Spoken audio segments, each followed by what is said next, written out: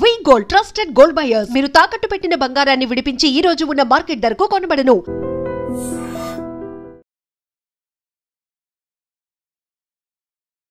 నమస్కారం, welcome to I dream. ధర్మ మార్గం విత్ విజిత కార్యక్రమానికి స్వాగతం.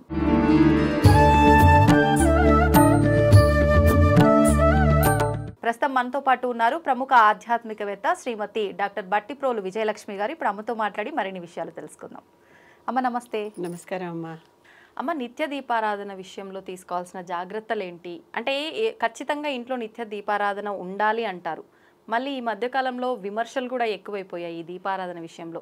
ఒత్తుల దగ్గర నుంచి, ఆయిల్ యూజ్ చేసే విధానం నుంచి, మగవారి దీపారాధన చేయాలా, ఆడవారి దీపారాధన చేయాలా, నిత్య దీపారాధనకి పూలు అవసరమా, నైవేద్యం అవసరమా, ఇలా ఒక్కటేమిటి చాలా ఉన్నాయి. వాటి గురించి ఓకే, దీని గురించి మాట్లాడటానికి నిత్య దీపారాధన చెయ్యాలి అనేది పద్ధతి. దేవుణ్ణి ఒకసారి కూర్చోబెట్టాక చీకట్లో కూర్చోబెట్టలేం కదా. నిత్య దీపారాధన చేయలేని వాళ్ళు నిజంగానే ఏ దీపమైనా దీపమే కనుక ఆ కరెంటు దీపం వేసి వెళ్ళినా కూడా దోషం అయితే లేదు. Okay okay. తైల దీపమే పెట్టాలనేటటువంటి, తైలం అంటే తిలల నుంచి వచ్చిందే తైలము అనే మాట. అంటే నువ్వుల నూనె మాత్రమే తైలము. కనుక దేవుడికి పెడితే ఆవు నెయ్యి పెట్టచ్చు, లేదా నువ్వుల నూనె పెట్టచ్చు. ఈ రెండిటితో ఆయిల్ అడిగారు కనుక. ఇతర నూనెలు కూడా కొన్ని చేయటం అనేది పద్ధతిలో ఉంది, కానీ అది మామూలు నిత్య దీపారాధనకి, సాత్విక పూజలకి అవి వర్తించవు పెద్దగా. అవి వేరే. ఓకే, కొన్ని వేరే ప్రత్యేకమైన పూజలు చేస్తాం కదా, వాటికి సంబంధించి ఆ నూనెలు మారతాయి. కనుక తైలం కానీ ఆవు నెయ్యి కానీ మామూలుగా ఇంట్లో సాత్విక దీపారాధన చేసుకునేటప్పుడు ఇవి చెయ్యొచ్చు, ఇవి వాడచ్చు, ఇవి రెండు. ఇంకా దీపాలు పొద్దున పెట్టాలి, సాయంత్రం పెట్టాలి, ఇన్నెన్ని అంటే ఓపిక ఉంటే ప్రతి సంధ్యలోనూ పెట్టాలి. అంటే పొద్దున, మార్నింగ్, ఈవినింగ్ అని అర్థం అక్కడ. ఇప్పుడు ఒకసారి పొద్దున నిత్య దీపారాధనలో భాగంగా దీపం వెలిగించామనుకోండి, సాయంత్రం ఒకవేళ దీపం కొండెక్కితే ఆబ్వియస్లీ అయిపోతుంది కదా. మరి అదే ఒత్తి పైన మళ్ళీ ఈవినింగ్ పూజ చెయ్యొచ్చా? సాధారణంగా వాడేసిన కుందినైతే వాడచ్చు, కానీ వాడేసిన ఒత్తిని మళ్ళీ వాడొద్దు. అదేమన్నా దోషమా? వాడితే ఆ పూజ లెక్కలో అయిపోయింది కదా, హుతం అయిపోయిందిగా. అవును. ఎప్పుడు కూడా హుతం కాకుండా మిగిలిపోయి, ఇది కూడా ఒక రకమైన లాంటిది, హోమం లాంటిది. ఆహుతి వేసాం కదా నాకు నూనె. హుతమైపోయిన వాటిని మళ్ళీ సగంగా హుతమైపోయినవి కూడా మళ్ళీ తిరిగి వాడకూడదు. ఇప్పుడు కొన్నిసార్లు మనం వెలిగించేటప్పుడే వెంటనే కొండెక్కుతుంది, అలాంటి మళ్ళీ వెలిగించుకోవచ్చు, దానికి దోషం ఉండదు. అలా కాదు, చాలాసేపు వెలిగి అంతా అయిపోయాక ఇంకా ఒత్తి మిగిలి ఉంటే ఆ ఒత్తిని మళ్ళీ వాడుకోవచ్చా అంటే వద్దు. సాయంకాలంకి కూడా వాడకూడదు, అక్కర్లేదు, వద్దు. ఆ మాత్రం చేసు. అసలు ఎప్పుడు ఇవన్నీ ఎందుకు వస్తున్నాయి? ఇన్ని ఒత్తులు పెడుతుంటే మళ్ళీ ఇన్ని పెట్టాలి, మళ్ళీ దానికోసం బయటకు వెళ్ళాలి, తేవాలి, లేకపోతే చెయ్యాలి, ఇలాంటివి. ఒక్కటే ఒత్తి పెట్టుకున్నా కూడా చాలు. ఒక్క ఒత్తి. నేనైతే ఇంట్లో చేసే పద్ధతి చెప్తున్నా. అంటారు కదా, బొడ్డు ఒత్తి పెడితే కింద పీఠం ఒక ఒత్తి, పైన ఉన్నది ఒక ఒత్తి కింద లెక్క. ఎన్నో దీపాలు ఈ మధ్య మనకి మధ్యలోనే ఒత్తి పెట్టేటటువంటి పద్ధతిలో దీపాలు కూడా వస్తున్నాయి కదా, చాలా. ఈ విధంగా ఉండేటటువంటి వాటిలో ఒకటే ఒత్తి వేయటం వల్ల రెండు చోట్ల మధ్యలో అసలు ఒక నమ్మకం కూడా ఉంది. పువ్వు ఒత్తేసి పెడితే పువ్వులాగా పోతారు పోయేటప్పుడు అని, హాయిగా అని. అలాంటి ఒక నమ్మకం కూడా ఉంటుంది, ఒక మాట ఉంది. ఇక్కడ ఈ పువ్వొత్తి వేస్తాం చూడండి, దీనివల్ల మొత్తం అంతా వెలుగొస్తుంది. దీపావళి నాడు చాలా గాలి వస్తూ ఉంటుంది, మనం దీపాలు అంటిస్తూ ఉంటాం, ఆరిపోతుంటే మళ్ళీ అంటిస్తూ ఉంటాం, మళ్ళీ ఆరిపోతూ ఉంటాం. వీటన్నిటికి ఒక వెరుగుడు ఏంటంటే, పువ్వొత్తేసి దీపం పెడితే ఇటు వచ్చిన గాలిని ఇటు అడ్డుకుంటుంది, ఇటు వచ్చిన గాలిని ఇటు అడ్డుకుంటుంది. బ్యాలెన్స్ అవుతుంది, బ్యాలెన్స్ అవుతుంది, గాలిని బ్యాలెన్స్ చేస్తుంది. 90% దీపాలు ఆరిపోవు. ఇప్పుడు అవేమో మనం ప్రమిదల్లో వెలిగిస్తాం కదా, మరి పువ్వొత్తి వేస్తే మిడిల్లో వెలిగించాలా, అది మళ్ళీ క్రాస్ గా పెట్టే? మధ్యలోనే వెలిగించాలి, ప్రమిద మధ్యలోనే. ప్రమిద మధ్యలో పెట్టే వెలిగించాలి. ఆ ప్రమిద మధ్యలో పెట్టి వెలిగించేటటువంటి దీపం సాధారణంగా 90% ఆరదు, ఆ తర్వాత నిలిచి వెలుగుతుంది. దానికి దిగ్దోషం ఉండదు, దిక్కుల దోషం అనమాట. అంటే ఇటువైపు ఈ దిక్కుకు వెలిగించి ఆ దిక్కుకు వెలిగించలేదు, ఆ దిక్కుకు వెలిగించి ఈ దిక్కుకు వెలిగించి, ఎన్నో దిక్కులు ఉన్నాయి కదా మనకి. కనుక ఇన్ని దిక్కుల్లో ఇన్ని దీపాలు పెట్టుకుంటూ వెళ్తే ఎన్ని అవుతాయి, ఇన్ని ఒత్తులు వేసుకుంటూ వెళ్తే ఆ లోపల వేసిన నూనె కాసేపటికి అయిపోతుంది, మన పూజ అయ్యేదాకా కూడా ఉండదు. మరి ఇన్ని ఒత్తులు వెలిగించాలి కదా అది. కనుక అలా కాకుండా ఒకటే ఒత్తి వేసుకుంటే చక్కగా నిలిచి కాలుతుంది. అంతేకాకుండా దానికి దిగ్దోషం ఉండదు, అన్ని వైపులా వెళ్తూరు వెళ్ళిందిగా. ఏ మూలకి మనం కాంతి విహీనం చేయలేదుగా. ఇప్పుడు సాధారణంగా దీపం పెట్టి చూస్తే దాని వెనకాల వైపు చీకటి ఉంటుంది, గమనించారా? ఇక్కడ చీకటి ఎక్కడ ఉంటుంది? కింద ఉంటుంది.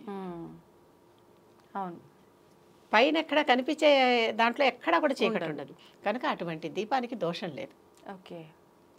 ఆ దీపం వేసుకుని చేసుకున్నంత సేపు ఏమీ తప్పులేదు. నేను నిత్యం అలాగే చేస్తున్నా, కొన్నేళ్ల బట్టి చేస్తున్నా, నేనే పాటిస్తున్నా. అంటే పాటించేదే కదా ఇంకోళ్ళకి చెప్పాలి, అంతే. నేను అదే చేస్తున్నా. దానివల్ల దిగ్దోషం ఉండదు. ఆ దీపం పెట్టినందువల్ల చుట్టూ ఉన్న ప్రాంతం అంతా కూడా వెలుగుతో నిండిపోయి ఉంటుంది. అటువంటి దీపం పెట్టుకుంటే ఏది వాడాలి, ఎన్ని దీపాలు పెట్టాలి అనేటటువంటి సమస్య ఎరేస్ కాదు. ప్రతిదానికి మనం ఎందుకో సంకోచిస్తున్నామమ్మా, భయపడుతున్నాం. ఒకటి పెట్టుకుంటే తప్ప, రెండు పెట్టుకుంటే తప్ప, మూడు పెట్టుకుంటే తప్ప. మొన్నెవరో ఒకటి అడిగారు, ఒక దీపం ఒక్క బత్తి వేయకూడదు అంటారు కదండి అని. అది ఒక్క బత్తితో సమానం కాదు. పీఠం ఒక బత్తి, ఇక్కడి నుంచేగా పైకి ఆయిల్ వెళ్తుంది. అది సింగిల్గా ఇలా ఉన్న బత్తి కాదు, దానికి 2 భాగాలు ఉన్నాయి కనుక అది 2 బత్తులతో సమానం. పెద్ద పెద్ద వాళ్ళు కూడా చెప్పారు ఇవి. చెయ్యొచ్చు, తప్పులేదు. పెద్ద పెద్ద వాళ్ళు కూడా చెప్పారు వీటిని ఇలా ఈ విధంగా చేయొచ్చును అని. ఇప్పుడు ఈ పువ్వులు నైవేద్యాల విషయానికి వస్తేమా, పువ్వులు నైవేద్యాలు వాసన ఉన్న పువ్వే పెట్టాలి, అదొక కండిషన్ ఎప్పుడు కూడా. వాసన లేని పువ్వులు దేవతకి పువ్వులు పెట్టకూడదు. అలాంటప్పుడు ఇప్పుడు చాలా ఈ మధ్య వెండి పూలు, బంగారం పూలు కూడా వచ్చేస్తున్నాయి, వాటికి వాసన ఎక్కడి నుంచి వస్తుంది? అంతే కదా. అలాంటి వాటిని గంధంలో ముంచి దేవుడి దగ్గర పెట్టండి, లేకపోతే పన్నీరులో ముంచి దేవుడి దగ్గర పెట్టండి. కాస్త నీళ్ళలో కొంచెం జవా వేసుకుంటే ఎంత సుగంధభరితం అయిపోతుందిగా. ఈ పువ్వును కొంచెం దాంట్లో ముంచి దేవుడి దగ్గర పెట్టండి. వాసన లేని పువ్వు పూజకు పనికిరాదు. ఎంత పెద్ద పువ్వు అయినా సరే, ఎంత చిన్న పువ్వు అయినా సరే. కనుక అది పెట్టచ్చు, ఏ పువ్వైనా పెట్టచ్చు వాసన ఉంటాయి. అందుకనే మల్లెలు, గులాబీలు వాటికి మంచి వాసన ఉంటాయి కదా, అలాంటి పువ్వులు ఎక్కువ ప్రిఫర్ చేస్తుంటారు. సన్నజాజులు, లిల్లీలు, ఎందుకంటే చక్కటి వాసన ఉంటాయి. అలాగని చాలా ఘాటైన వాసనలు ఉన్నవి కూడా బంతిపూలు లాంటివి పెట్టరు పూజకి. అవును, బంతిపూలు గుమ్మాలకు కడతారు కానీ బంతిపూలు పూజకి డెకరేషన్ కి గుమ్మాలకి వాటికి వాడతారు. ఎందుకంటే బంతి పువ్వు ఘాటుగా ఉంటుంది వాసన. అవును, వీటి వాసన వేరు, వాటి వాసన వేరు. కనుక ఇలాంటి పువ్వులు ఏది వాడాలి అంటే ఇది నియమం. ఒత్తులు ఎన్ని వేయాలి అంటే అది నియమం. ఏ నూనె వాడాలి అంటే నువ్వుల నూనె మాత్రమే వాడాలి, లేదా ఆవు నెయ్యి వాడాలి. ఇప్పుడు మనకు మార్కెట్లో దీపారాధన ఆయిల్స్ దొరుకుతున్నాయి కదా, అది వాడకూడదు అంట. వాళ్ళు ఈ దీపారాధన ఆయిల్స్ వాళ్ళది నేను చూశాను, దాని మీద వాళ్ళు దాంట్లో రకరకాల ద్రవ్యాలు కలిపి ఇవన్నీ కూడా కలుపుతున్నాం, ఇది ఈ దేవతకి, ఇది ఈ దేవతకి, ఇది లేకపోతే ఇది ఈ కారణానికి, ఇది ఈ కారణానికి అని అమ్ముతున్నారు. అది వాళ్ళ వ్యాపారం అంతే. కాకపోతే మనకు అవసరాలన్నీ ఉన్నాయా అనేది కూడా చూసుకోవాలి. ఓకే, ఇప్పుడు ఒక కారణానికి మనం ఇది పెడుతున్నామంటే అవసరం అనుకుంటే అది పెట్టండి, తప్పలేదు. చెప్పాను కదా, రకరకాల ఇంకా బోల్డ్ నూనెలు పెడతారు. కొంతమంది ఆముదంతో పెడతారు, కొంతమంది విప్ప నూనెతో పెడతారు. ఇలా ఇవన్నీ ఆముదంతో కూడా దీపారాధన పెడతారు. చాలా పల్లెల్లో నేను చూసా, ఆముదంతో పెడతారు. వాళ్ళు చేసేదన్నీ ఏంటంటే వాళ్ళకి ఏది అంటే ఇంట్లో అవైలబుల్గా ఉందో అదొకటి, ఆ తర్వాత వాళ్ళు వంశపారంపర్యంగా ఏది ఆచరిస్తున్నారు అదొకటి. ఆముదంతో పెడితే దీపం ఆరిపోదు ఎంతసేపటికి, చాలా జిడ్డు ఎక్కువ కదా, నిలిచి వెలుగుతుంది. దీపం ఆయిల్ కూడా కొండెక్కదు, అది అంటే అయిపోదు. అవును, చాలా థిక్గా ఉంటుంది, దాని థిక్గా ఉంటుంది కదా ఆయిల్. కనుక ఇలాంటి అవి కూడా చేస్తారు, ఇవి కూడా నేను చూసాను. ఇంకా రకరకాల నూనెలు అన్నీ ఆ ప్రత్యేకమైన ప్రవృత్తి గల దేవత కోసం ఆ నూనెలన్నీ వాడతారు. ఓకే, అదే ఈ నూనెల విషయం, ఒత్తుల విషయం పూర్తిగా ఇదే విషయం. పువ్వులు కూడా సువాసన వచ్చే పువ్వులు మాత్రమే వాడాలి, అమ్మవారికి పెట్టాలి. మనం పెట్టుకుంటున్నామా, పెట్టుకోవట్లేదు కదా. ఎప్పుడూ కూడా మనమే దేవత అనేది గ్రహించుకోండి. అంటే అంత స్వచ్ఛంగా మనం కూడా కావాలి. ఒక్కసారిగా ఆ లెవెల్కి రాము, నెమ్మదిగా వస్తాం. కానీ ఎప్పటికైనా చేరాల్సిన గమ్యం అదే. అంతే, ఎప్పటికైనా చేరాల్సిన గమ్యం అదే. కనుక మనం ఏం చేసుకుంటున్నాము, మనం ఇంట్లోకి వెళ్ళా కాళ్ళు కడుక్కుంటున్నామా, అమ్మగారి కూడా ఏం చేస్తున్నాం, పాదయోహ పాద్యం సమర్పయామి, చేయి కడుక్కుంటున్నామా, హస్తయోహ అర్ఘ్యం సమర్పయామి, మంచినీళ్ళు తాగడానికి ఇస్తున్నారా, ముఖ్య ఆచమని. అంటే ఏది చేసినా కూడా మనం ఏం చేసుకుంటున్నాం అవన్నీ దేవతకు కూడా మనతో పాటుగానే భావించి చేస్తున్నాం. నైవేద్యాలు పెట్టినా, పువ్వులు పెట్టినా మీరేం చేస్తే అది చెయ్యండి. మనం చీకట్లో ఉంటున్నామా, లైట్ వేసుకుంటున్నాం కదా, అంతే. ఓకే ఓకే అమ్మ, ఇప్పుడు ఈ పూజ చేసే విధానం కూడా అంటే ఈ నైటీలు వేసుకొని పూజ చేసేది ఎక్కువగా చూస్తున్నాం ఈ మధ్యలో. కానీ నైటీలు అంటే వేరే వేరే సమయాల్లో వేసుకుంటారు కాబట్టి నైటీలు వేసుకొని పూజ చేయడం ఏంటి అని కూడా క్వశ్చన్. కానీ మేము ఈ నైటీలు పూజ కోసమే ఉపయోగిస్తున్నాము అన్నట్టుగా ఉంటే మరి వాడొచ్చా, ఇది ఒక క్వశ్చన్. మడి నైటీలు అంతే వాడచ్చు, దాంట్లో ఒక నియమం ఉంది. వాడచ్చు కానీ ఒక నియమం ఉంది. ఎప్పుడూ కూడా ఏకవస్త్రగా పూజ చేయకూడదు. ఏకవస్త్ర అంటే అది అశౌచంలో ఉన్నట్టు లెక్క. ఓకే. ద్రౌపది కూడా ఈడ్చుకుపోతాను సభకి, నిన్ను నీ భర్తలు ఓడిపోయారు అని అంటే నేను ఏకవస్త్రని రానంటుంది. రజస్వల సమయంలో ఏకవస్త్రగా ఉంటారు కనుక మనం ఏకవస్త్రగా అంటే ఇన్నర్ గార్మెంట్స్ లెక్కగా ఉండరు. ఓకే. ఒక వస్త్రంగా తప్పనిసరిగా పైన ఒక ఉత్తరీయం వేసుకుంటే దోషం లేదు. ఆ తర్వాత కింద పైన తేడా చూపిస్తూ అది కనుక నడుం కట్టుకుంటే ఇంకా దోషం లేదు. ఓకే. ఓకే. అర్థమైందా? అర్థమైంది. ఒకప్పుడు పైనుంచి కింద దాకా ఒకటే చీరలే ధరించాం కదా, ఇప్పుడు కదా ఈ కుట్లు బట్టలు వచ్చాయి రకరకాలుగా. అవునవును. అవునా? కనుక దానికి వేసుకోవచ్చు అంటే వేసుకోవచ్చు, కానీ ఈ నియమం పాటించాలి. ఇప్పటికి కూడా కొంతమందికి పైన ఉత్తరీయం వేయటం పురుషులకి లేకుండా వాళ్ళు అలా ఉంటే ఉండనివ్వట్లేదు. అవునా? తప్పు ఉండాలి, వేసుకోవాలి అని. ఆ ఉత్తరీయం వేసుకోవటంలో కూడా ఇటువైపు వేసుకుంటే భార్య ఉన్నట్టు, ఇటువైపు వేసుకుంటే భార్య లేనట్లు, ఇలాంటి శాస్త్రాలు కూడా ఉన్నాయి. అది అర్థం చేసుకోవాలన్నమాట అవతల వాళ్ళు. అలాగే స్త్రీ కూడా ఉత్తరీయం పైనుంచి ఇలా ధరించి పూజ చేసుకోవచ్చు. కింద నైటీ వేసుకుని పైనుంచి ఉత్తరీయం వేసుకుని చక్కగా చేయొచ్చు. లేదా ఉత్తరీయాన్ని నడుంకి బిగించి కట్టి పూజ చేసుకోవచ్చు, దోషం లేదు. అంటే ఇప్పుడు నేను అడిగిన దాంట్లో 2 రకాల నైటీల గురించి అడగాల్సి వచ్చింది. అంటే మనం రెగ్యులర్గా వాడే నైటీ శుభ్రం చేసిన తర్వాత వాడేది ఒకటి, పూజ కోసమే ప్రత్యేకంగా కేటాయించింది ఒకటి. ఎటువంటిదైనా మనం వాడచ్చా? ఏదైనా వాడచ్చు. చక్కగా ఉతికి శుభ్రంగా ఉన్నటువంటి ఏ బట్టనైనా కట్టుకోవచ్చు. ఓకే. ఉతికి శుభ్రంగా ఉన్నది ఏ బట్టనైనా కట్టుకుని, అంటే దానికి అశౌచం అంటకుండా చూసినటువంటి బట్ట, అర్థమవుతుంది కదా, అలాంటి బట్టని ఏదైనా ధరించవచ్చు పూజకు చేసేటప్పుడు. కానీ తప్పనిసరిగా ఈ నైటీలకి ఇలా కట్టుకోవటం కానీ, మీద బల్లవాటు వేసుకోవటం కానీ. ఇప్పుడు ఈ చీర జాకెట్తో చేస్తే 2 వస్త్రాలు మనకి పైనే కనిపిస్తున్నాయి, కనుక దోషం లేదు. ఇప్పుడు మీరున్న ఆహార్యంలో కూడా పైన మీకు చున్నీ ఉంది, దానికి ఏ దోషము లేదు, చక్కగా చేసుకోవచ్చు. ఓకే. ఈ చిన్న చిన్న విషయాలు మాత్రం దృష్టిలో పెట్టుకుంటే సరిపోద్ది. నైటీ అయినా పర్వాలేదు, ఏకవస్త్రగా ఉండకూడదు. మరి ఇప్పుడు ఈ పూజ చేసే విధానం అంతా మాట్లాడుకున్నాం, ఏమేం వాడాలి, ఏమేం వాడకూడదు, ఎలా చేయాలి. మగవారే చేయాలి, ఇంటి యజమాని కాబట్టి ఆ ఫలితం అందరికీ వస్తుంది. స్త్రీలు చేస్తే అది వాళ్ళకు మాత్రమే వస్తుంది అని ఈ మధ్యకాలంలో వింటున్నాం. ఇది ఎంతవరకు? ఈ మధ్యకాలంలో కాదు, అది నిజమే. ముందు నుంచి ఉన్నది, ఎప్పటి నుంచో, త్రేతాయుగం నుంచి. వాల్మీకి కథ కూడా అదే. ఓకే. అతను చేసే దోషాన్ని ఇంట్లో వాళ్ళు ఎవరు తీసుకోరుట, అతను తెచ్చే ద్రవ్యం మాత్రం ఇంట్లో అందరూ వాడుకుంటారట. అది తెలిసాకే వాల్మీకి ఈ ఇల్లు సంసారం వదిలేసి తపస్సుకు వచ్చేసాడు అనమాట. ఆ కథలో అప్పటి నుంచి కూడా చెప్తా ఉన్న కథ ఇది. ఇంటి యజమాని చేస్తే ఇంటిలిపాదికి అది చెందుతుంది. అందుకనే గుడిలోకి వెళ్ళినప్పుడు కూడా గోత్రనామాలు అవి చెప్పుకునేటప్పుడు వాళ్ళ గోత్రము ఆ నామం చెప్పాక ధర్మపత్ని సమేతస్య, భార్య పేరు చెప్పాల్సిన అవసరం లేదు,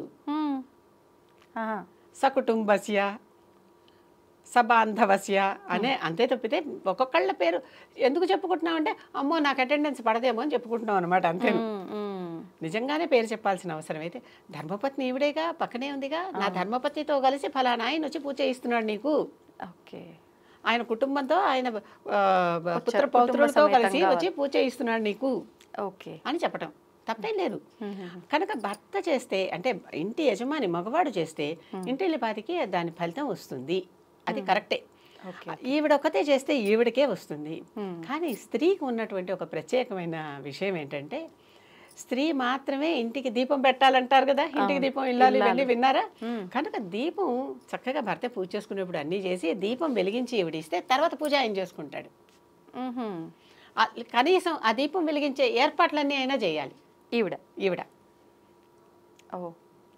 అది చేస్తే అప్పుడు ఈవిడ పాత్ర ఈవిడ చేసి వచ్చేసినట్టు అనమాట. అవును. తర్వాత ఇదివరకు నిత్య అగ్నిహోత్రం ఇవన్నీ ఉండేవి, కొన్ని పురుషులు మాత్రమే చెయ్యాలి అనేటటువంటి ఉండేవి. స్త్రీలకి కుదిరేది కాదు, ఎందుకంటే కుటుంబం ఉంది, సంసారం ఉంది, పిల్లలు ఉన్నారు, ఇంతమందికి వండి పెట్టాలి, ఈ పిల్లలకి ఎన్నో పనులు వాళ్ళు చెయ్యాలి, అలా ఉండేవి. కనుక దీనిని పురుషులకు విధించారు. ఇది అంటే పంచుకోవటమే డ్యూటీలని, వీళ్ళు చేస్తే తప్పు వాళ్ళు చేస్తే ఒప్పు అని కాదు. ఇప్పుడు దానివల్ల ఏమవుతుంది, స్త్రీలు చేస్తే వీళ్ళకి ఒక్కళ్ళకే వస్తుంది అంటే పాపం వాళ్ళకు కూడా రావద్దా, కనుక వాళ్ళు కూడా చేయటం. వాళ్ళు లేనప్పుడు ఏం చేస్తారు, వీళ్ళు ఒక్కళ్ళే కదా చేస్తారు. అవును. కనుక ఎటు చేసినా కూడా ప్రతిదానికి మనం ఇంత డ్వెల్లింగ్ చేస్తూ ఉంటే అసలు భక్తి శ్రద్ధ వెనకబడిపోయి నువ్వు చేయాలా నేను చేయాలా అని వాటాలు వంతులు వచ్చేస్తున్నాయి. కనుక అసలు దేవుడికి దీపం వెలిగించడం ఎందుకు? అజ్ఞానం నుంచి కాస్త వెలుగులోకి రావటం కోసం. అంతే. చీకటిని అజ్ఞానంతో పోలుస్తాం, వెలుగుని జ్ఞానంతో పోలుస్తాం. అవును. కనుక అక్కడ చీకటి పోయి ఆ వెలుగు రావటం కోసం దీపం వెలిగిస్తున్నాం. ఆ దీపం వెలిగించేది ఇంటికి దీపం ఇల్లాలి. అందుకే దీపం పెట్టేవాళ్ళు కూడా ఆ ఇంట్లో లేరు అంటారు. అవును. చాలా మంది ఉంటారు ఇంట్లో, ఎంతమంది ఉన్నా ఇల్లాలు ఉంటేనే దీపం పెడుతుంది. అంటే ఇల్లాలు పెట్టిన దీపం ఇంటికి వెలుగు. ఆ తర్వాత భర్త కూర్చుని మిగిలిన పూజలన్నీ చేస్తాడు. ఓకే. కనుక భార్య తన బాధ్యతగా పూజకు కావాల్సిన ఏర్పాట్లన్నీ చేసి అక్కడ దీపం పెట్టుకోవటానికి పువ్వులు అన్ని పూజా ద్రవ్యాలన్నీ అక్కడ పెట్టి భర్తకి కూర్చోబెడితే భర్త మిగిలింది చేస్తాడు. ఈవిడ మిగిలిన పనులు చేసుకుంటుంది. ఓకే. అంతేగాని నేను అన్నీ చేశాక అప్పుడు వాళ్ళు వచ్చి చేస్తే ఏమిటి అది నేను చేయలేను అంటే చేయొచ్చు, కానీ తను చేయాల్సిన ఇతర పనులు ఆగిపోతాయి. ఎందుకంటే ఒకప్పుడు ఇప్పటికీ కూడా పిల్లల రియరింగ్ కానీ వాళ్ళ నరిషింగ్ కానీ చూసేది ఎక్కువగా తల్లే. అవును. ఎన్ని మారినా ఎక్కడైనా. కనుక తల్లికి వేరే బాధ్యతలు ఉంటాయి. అందుకని మరీ వంతులు పోకుండా నువ్వే చేయాలా నేనే చేయాలా అని ఈ మధ్య ప్రతిదానికి అంటే తగాదా పెట్టుకోవటానికి కారణం ఏంటి? కాదేది కవితకు అనర్హం అని శ్రీశ్రీ అన్నట్టు కాదేది తగాదాకు అనర్హం. ప్రతిదానికి ఏదో ఒకటి వచ్చేస్తుంది. అలా కాకుండా చక్కగా ఇద్దరు సయోధ్యగా చేసుకుంటే చాలా బాగుంటుంది. అంటే ఇద్దరు ఉద్యోగస్తులు అవ్వటం వల్ల ఓపికలు లేక కూడా అంటే అన్నీ నేనే చేయాలనే భావన ఆడవాళ్ళు ఎక్కువగా వస్తుంది. మరి వీళ్ళు చేస్తే తప్పేంటి అనే ఒక క్వశ్చన్ కూడా రేజ్ అవుతుంది. దానివల్ల గొడవలు. చక్కగా వెళ్ళి మంచిగా అలంకరణగా దీపాలు పెట్టుకోండి. ఇద్దరు ఉద్యోగం చేస్తున్నారు, ఆ మాత్రం డబ్బులు ఉంటాయి కదా, అలంకరణగా దీపాలు పెట్టుకోండి. వెళ్ళి ఒక స్విచ్ వేసి దండం పెట్టుకోండి. సింపుల్గా. సింపుల్. దీపం జ్యోతి పరబ్రహ్మ. ఆ దీపంలో వెలిగే జ్యోతి పరబ్రహ్మట. ఆ దీపానికి దండం పెట్టుకోండి. ఇంటికి కాంతినిస్తున్న దీపానికి దండం పెట్టండి. సాయంకాలం పూట స్విచ్ వేసి దండం పెట్టేవాళ్ళు ఎంతమంది దేవుడికి? ఆ దీపం చూసి ఇలా దండం పెట్టా. మరి అక్కడ దీపం వెలిగినప్పుడు ఇక్కడ నూనె దీపమే ఉండాలి, కరెంటు దీపం ఉండొద్దు అనే మాట ఇక్కడ ఎలా వచ్చింది, అక్కడ ఎలా వచ్చింది? ఎందుకు ఒకప్పట్లో కరెంటు లేని టైంలో ఇలా దీపాలకు దండం పెట్టారు. అది రాను రాను రాను ఈ ఎలక్ట్రిక్ దీపాలకు కూడా లైట్ ఆన్ చేయగానే మీరు అన్నట్టు నమస్కారం చేసుకుంటాం కదా. మరి ఇంకే ప్రతిదానికి పూర్తిగా ఒక నియమబద్ధంగా అట్లాగే వెళ్ళాలని అంటే అన్ని చోట్ల జరగదు. అది గమనించుకోవాలి. అంతే, అది గమనించుకోవాలి. ఈ మధ్య చక్కగా సువాసన వచ్చేటటువంటి రకరకాల ఇవి కూడా వచ్చేసాయి. అవునవును. నేనేం చేస్తున్నాను, మా ఇంట్లో చక్కగా ఇంత ముద్దకర్పూరం తీసుకుని మూటలు కట్టి అన్ని గదుల్లో పెట్టేస్తే చక్కగా ఇల్లంతా సువాసన భరితంగా ఉంటుంది ఎప్పుడు. ఓకే, ఒక టిప్ చెప్పేశారు. అంతేకాదు, కరోనా అప్పుడు అలా చేస్తే మా కరోనాలు కూడా ఎవరికి మా ఇద్దరికి రాలే. అవునా? ఇంకెవరు వచ్చే పోయే వాళ్ళు లేరు కదా. అవునవును, ఉన్నది మీ ఇద్దరు. అప్పట్లో చాలా మంది ఆ కర్పూరము ఏదేదో వేసి ఒక లిక్విడ్ కూడా తయారు చేసుకున్నారు. అంటే మెయిన్ అయితే ఇంగ్రీడియంట్ అందులో కర్పూరమే. పచ్చ కర్పూరము, వేపాకు, పుదీనా పువ్వు, సంథింగ్ ఏవేవో ఒక 4-5 ఇంగ్రీడియంట్స్. ఎవరు కనిపెట్టిన మందు వారిది. అంతే. అది పనిచేసిందా మంచిది, వెరీ గుడ్. అవును, అంతే కదా. అవును. నేను ఈ రోజుకి ఎక్కడికి వెళ్ళినా కర్పూరం పెడితే అది ఆ కర్పూరం వాసన వస్తూ ఉంటుంది. ఎక్కడికక్కడ చెడ్డ వాసనలు ఏమన్నా ఉంటే పోతుంది, ఆటోమేటిక్ గా ఫ్రెష్ అయిపోతుంది ఆ ప్లేస్ అంతా కూడా. అవును. మా కార్ తలుపు తెరవండి, మీకు కర్పూరం వాసన వస్తుంది. నేను వేరే కార్ ఫ్రెషనర్స్, రూమ్ ఫ్రెషనర్స్ పెట్టను. ఓకే ఓకే, చాలు. మనకి మంచి ఏమన్నారు, ధూపం దీపం నైవేద్యం.